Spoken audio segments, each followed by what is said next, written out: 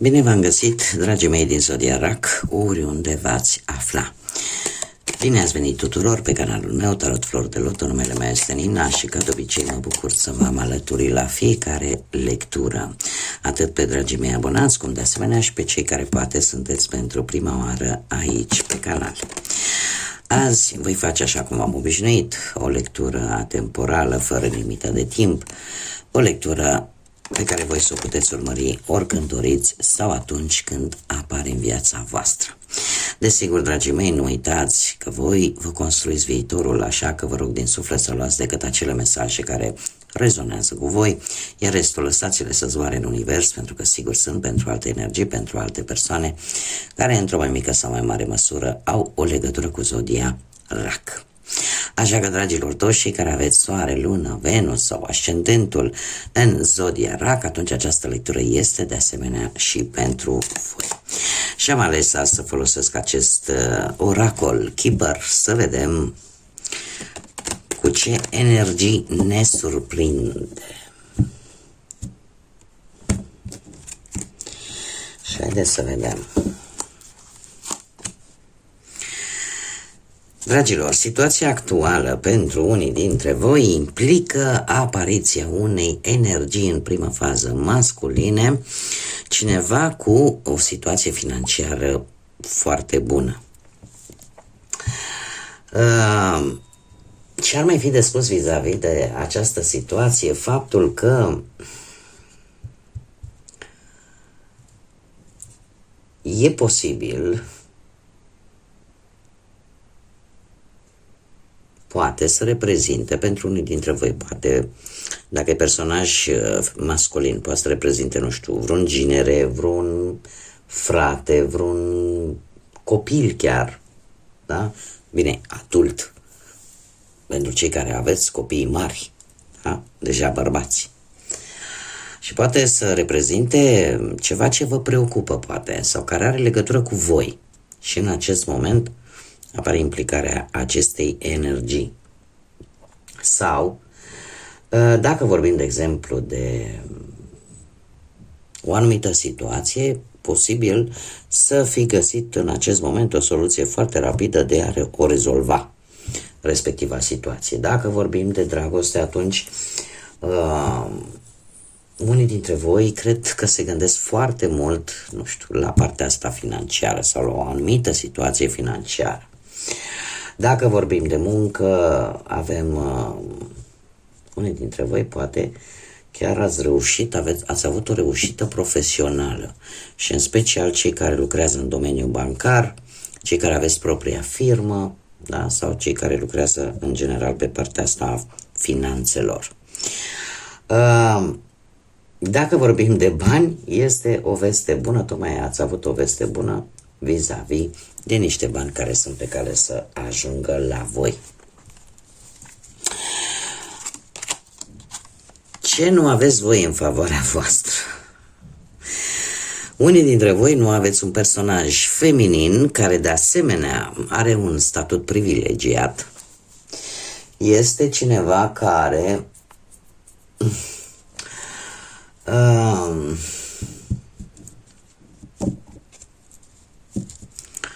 și dacă vorbim de dragoste, e posibil o relație cu cineva mai tânăr decât voi. Sau, în general, să vorbim de o relație cu o persoană tânără și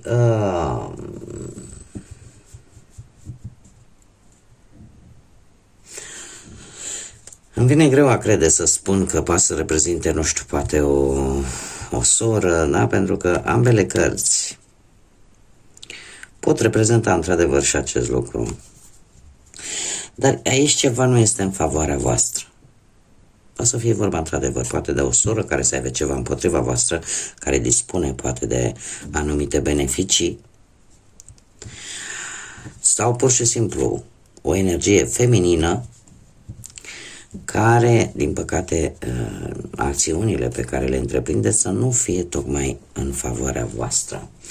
E posibil, dacă vorbim de muncă, nu prea sunteți foarte relaxați cu munca. Vi se cer, vi se pare că munciți poate, și poate chiar așa este, că munciți poate prea mult și recompensele nu sunt chiar pe măsura activității sau efortului pe care voi îl depuneți. Sau chiar dacă nu cheltuiți mult, cumva totuși ceva aici nu este deloc pozitiv pentru voi.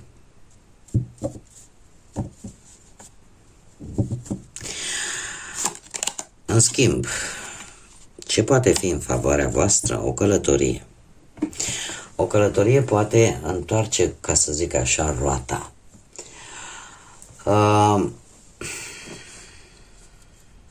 O deplasare. O călătorie scurtă, care e posibil să fie făcută, nu știu, poate chiar într-un sfârșit de săptămână. Sau poate o mică vacanță, care ceva va schimba. Va face ca lucrurile să vină în favoarea voastră, să ieșiți din această pasă proastă. Ceva care vreți lăsa în urmă posibil, pentru că această carte poate vorbi de găsirea unei soluții care implică lăsarea a ceva din trecut în urmă, pur și simplu să începi o nouă călătorie, să începi un nou capitol. Da, ca și cum ai zice, las ce este greșit, las în urmă și eu învăț de un nou drum.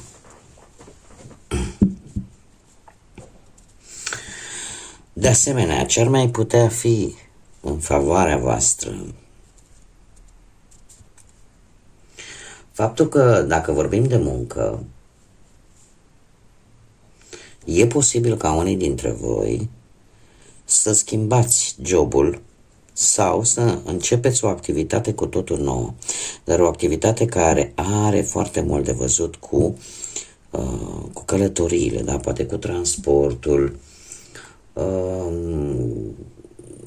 chiar și tot ce ține de, cum să spun eu, de distanță. Posibil ca unii dintre voi să vă găsiți de lucru, să începeți ceva nou, profesional, destul de departe de locul în care locuiți în acest moment. Dacă vorbim de dragoste, de exemplu, puteți cunoaște pe cineva nou într-o călătorie. Da? O persoană pe care voi o puteți cunoaște într-o călătorie sau poate să fie o persoană care îi place foarte mult să călătorească. Poate că unii dintre voi ar trebui să ieșiți mai mult când vorbim de partea sentimentală. Alții își dau seama, poate, și asta poate să fie un lucru bun, puteți da seama că o anumită persoană e destul de instabilă. Da? Îi place să circule, să se miște foarte mult. Și, indiferent cum, în favoarea voastră sunt toate aceste lucruri. Mergem mai departe. Ce puteți voi controla? Așteptările. Așteptările le puteți controla. Faptul că, cum să spun eu, puteți pune pauză. Puteți să stați pur și simplu, să nu faceți niciun fel de mișcare vis-a-vis de o anumită situație, tocmai pentru că răbdarea poate să îți aducă niște răspunsuri. Și e posibil ca anumite lucruri să se rezolve de la sine, fără să te implici foarte mult. De asemenea, dacă vorbim de dragoste, mai ales pentru cei singuri, se pare că timpul, în ceea ce privește poate o nouă relație, în acest moment, se pare că încă nu a venit. Dar nu forța lucrurile, pentru că vedem foarte bine că nu aduce anul ce aduce ceasul.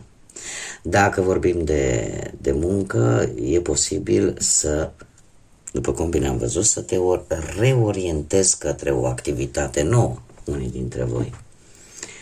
Da?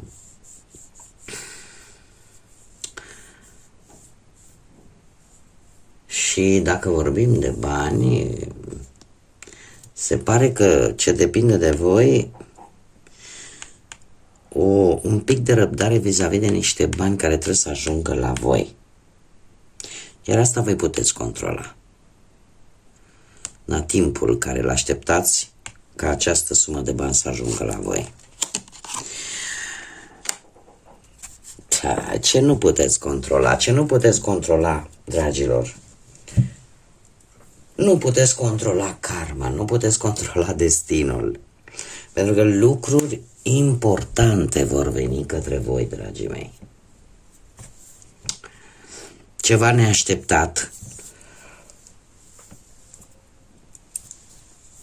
va veni în viața voastră, ceva total neașteptat.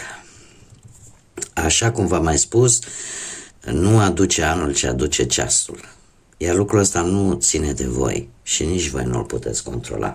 Trebuie să vă spun că această carte este o carte foarte pozitivă, este una din cele mai pozitive cărți din acest oracol Keeper și trebuie să vă spun că în primul și în primul rând o să vină niște schimbări foarte pozitive pentru voi, așa că nu vă pierdeți încrederea. Și aici mă refer la orice plan, în special este adevărat la planul financiar, dar nu numai.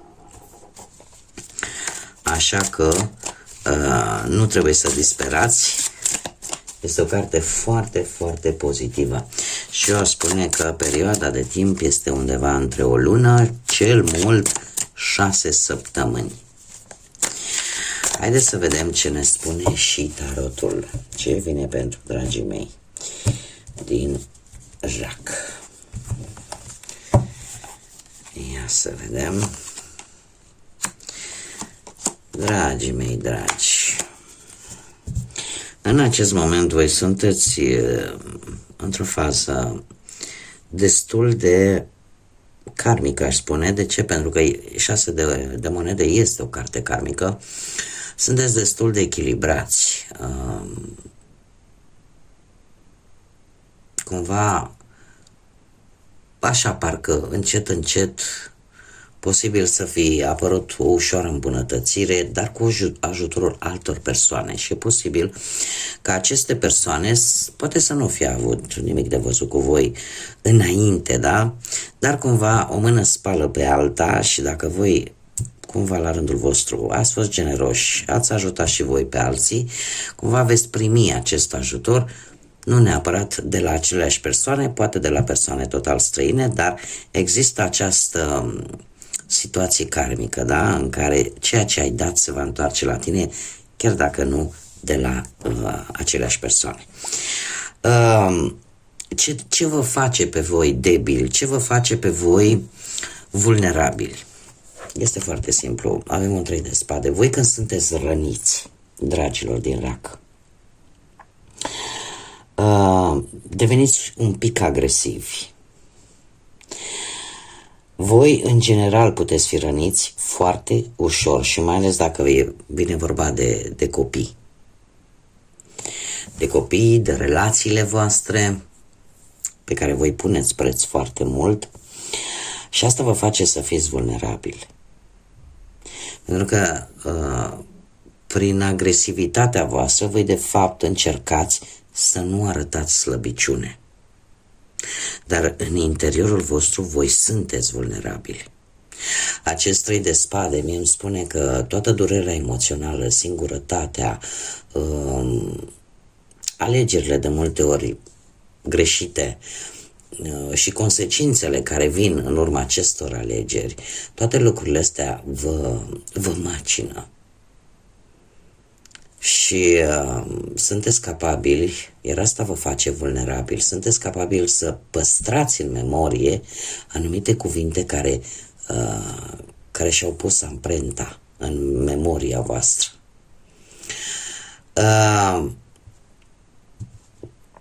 ceea ce puteți face voi pentru a îmbunătăți o anumită situație? Păi poate că ar trebui să avem o regină de spade, să acționați un pic ca o regină de spade, care regina de spade are un intelect bun, are o gândire independentă, este foarte imparțială, își folosește foarte mult logica, rațiunea și atunci când își expune punctele de vedere, sunt foarte multe persoane care se tem pur și simplu.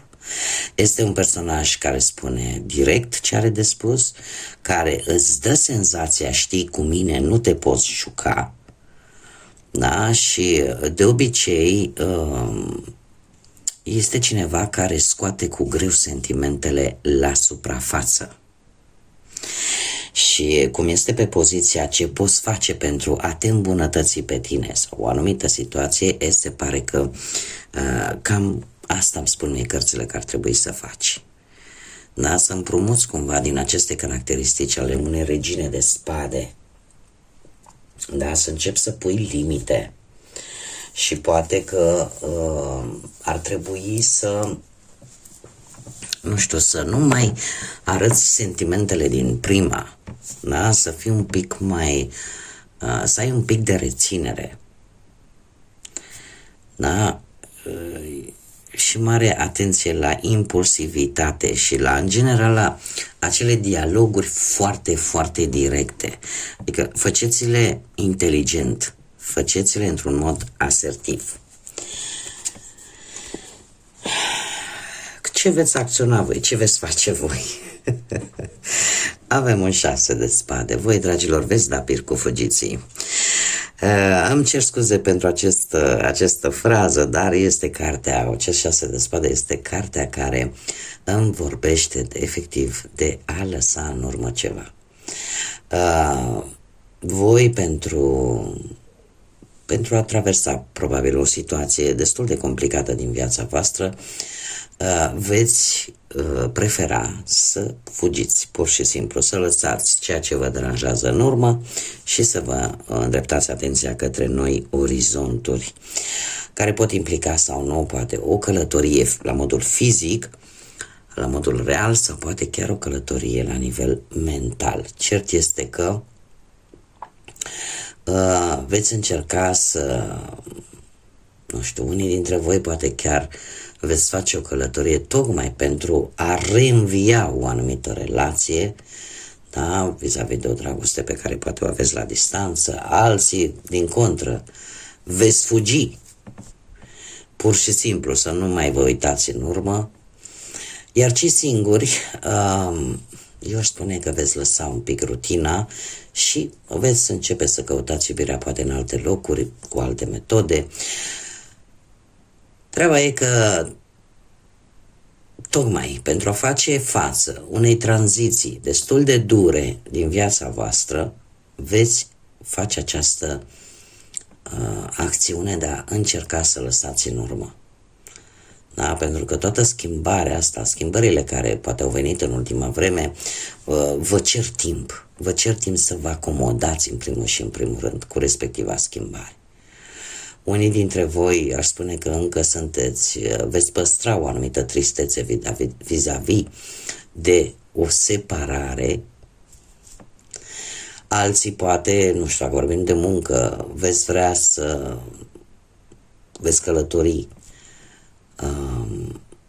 pentru că tocmai ce veți lăsa un job și probabil că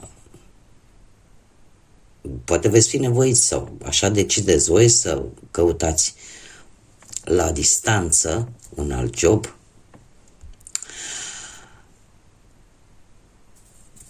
Nu știu, alții poate dacă ați luptat pentru o anumită situație legată de bani și nu v-a ieșit, veți încerca în altă parte.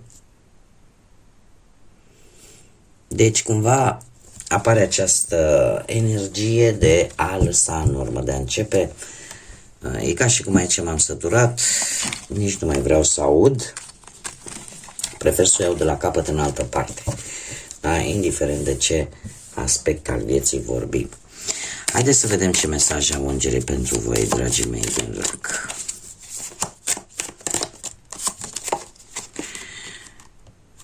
Lucrează cu energia. Mesajul îngerilor pentru voi, dragii mei, spune așa: viața poate să-ți dea energie pentru că asta este esența sa.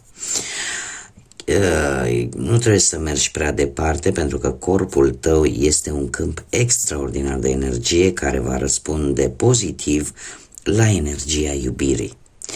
Sufletul și mâinile sunt activate pentru a transmite energie pozitivă celor dragi ție sau clienților tăi. Asta îmi spune că unii dintre voi, dragilor, poate aveți ca și obiect al muncii, nu știu, lucrați cu mâinile. Unii puteți lucra în partea asta de masaj, poate, sau în general, cam tot ce ține și are de văzut cu mâinile. Și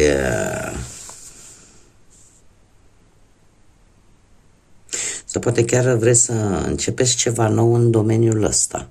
Cam tot ce ține de folosirea mâinilor, a energiei. Și se pare că nu e un lucru rău. Ia, haideți să mai luăm un mesaj. Acum nu toată lumea se ocupă cu aceste lucruri. Haideți să mai încă un mesaj, te rog. Dar oricum aveți, se pare că energie pozitivă nu vă lipsește. Și mi-a ieșit chakra inimii. Dragostea este esența materiei însăși. Inima este centrul corpului fizic și face parte, iar parte din el este într-un mare echilibru cu dragostea. În cazul tău, a iubi și a fi iubit din toată inima nu vine cu niciun fel de risc, pentru că noi suntem lângă tine să te sfătuim și să-ți aducem protecția noastră. Este de fapt un îndemn de a nu renunța la iubire, de a nu renunța la ceea ce de fapt ne diferențiază, poate, sau ar trebui cel puțin să ne diferențieze de alte ființe pământene. Da? Așa că dacă simțiți nevoia să iubiți, faceți-o. Dar nu uitați în primul și în primul rând să vă iubiți și voi pe voi. Așa, cu bune și cu rele. Ce e rău, dacă vă doriți din suflet, îl puteți îmbunătăți. Și nu renunțați. Nu renunțați la iubire, pentru că indiferent de vârstă, am multe doamne care de multe ori îmi spun: Doamne, eu am 70 de ani, să-mi văd de atâția ani. Păi mai găsesc eu pe cineva. Să știți că viața ne surprinde și vă poate surprinde și pe voi, și în moduri plăcute. Nu dați nimic că este pierdut până în ultima clipă. Pentru că ce e scris pentru fiecare va avea mai devreme sau mai târziu. Așa că, dragilor, în primul și în primul rând, îngrijiți-vă de voi, iubiți-vă pe voi, iubiți-vă corpul vostru, aveți grijă de voi, dați-i ce are nevoie. Și se pare că unii dintre voi, eu aș spune că atâta timp cât vouă vă este bine, atunci și celor de lângă voi, cred că, de fapt, o altă variantă al acestui mesaj ar fi asta. Dacă voi sunteți bine, atunci și cei de lângă voi vor fi bine. Dar pentru ca acest lucru să se întâmple, trebuie să aveți grijă de voi. Hai să vedem ce mesaj are grădina magică pentru voi.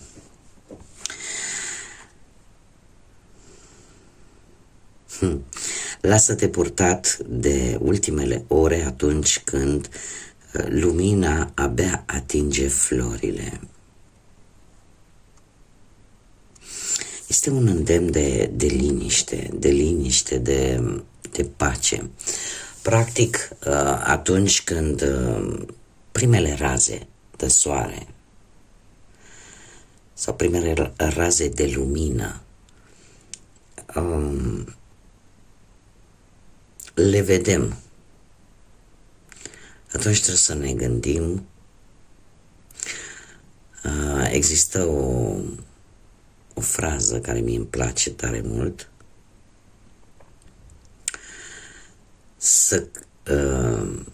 că Dumnezeu există în fiecare răsărit.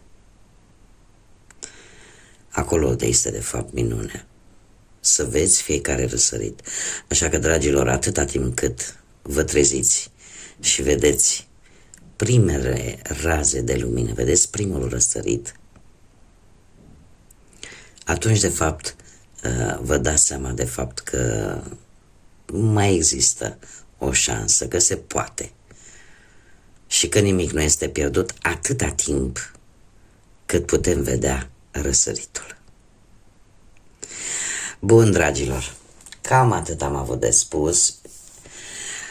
Eu vă mulțumesc pentru atenție, vă mulțumesc ca de obicei pentru sprijinul, suportul vostru prin intermediul like-urilor, distribuirilor și comentariilor voastre.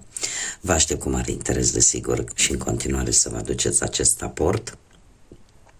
Iar cei care nu s-au abonat, îi aștept cu mare interes să se aboneze. În felul acesta ne putem întâlni cu toții ca de fiecare dată la aceste lecturi. Până data viitoare, când ne vom reîntâlni, eu vă doresc tot ce e mai bun, multă energie pozitivă și fiecare răsărit să vă încânte inima și sufletul. Până data viitoare, să fiți iubiți, dragilor!